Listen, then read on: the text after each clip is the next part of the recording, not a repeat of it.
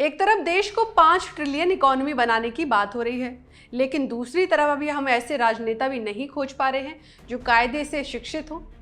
नमस्कार, आप देख रहे हैं चुनाव आज तक। मैं हूं आपके साथ प्रियंका दुबे। जी हां, चौंकाने वाले आंकड़े पेश किए हैं एडीआर ने।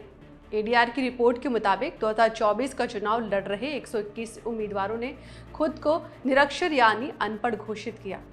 साथ ही 359 उम्मीदवारों ने कहा है कि उन्होंने केवल 5वीं कक्षा तक की पढ़ाई की है। इसके अलावा लोकसभा चुनाव लड़ रहे 647 उम्मीदवारों ने बताया कि वे 8वीं कक्षा ही पास हैं।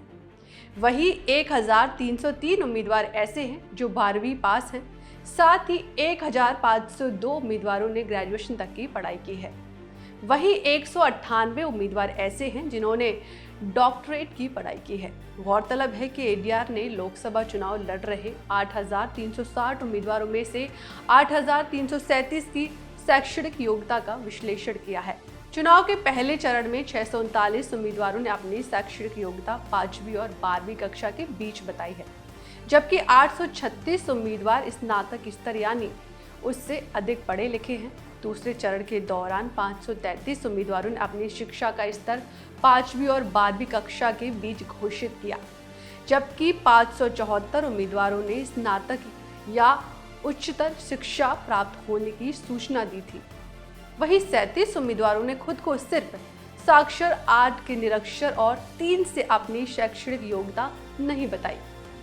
इस तरह अलग अलग चरणों में अलग अलग उम्मीदवारों ने अपनी शैक्षिक योग्यता का ब्यौरा दिया है। लेकिन सवाल ये नहीं है कि कितने उम्मीदवारों ने अपनी शैक्षिक योग्यता क्या बताई है। सवाल ये है कि क्या शिक्षा का मसला हमारे चुनाव में आम वोटरों के लिए कोई मुद्दा है भी या नहीं।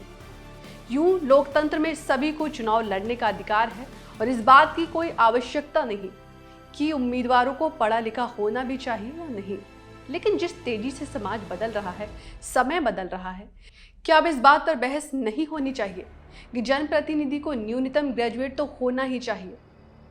आज जब डीप फेक और एआई जैसी बातें हमारी जिंदगी को प्रभावित कर रही हैं, उसमें क्या हमारे जनप्रतिनिधि को ऐसा नहीं होना चाहिए कि वो इन बातों को बेहतर तरीके से समझ सके।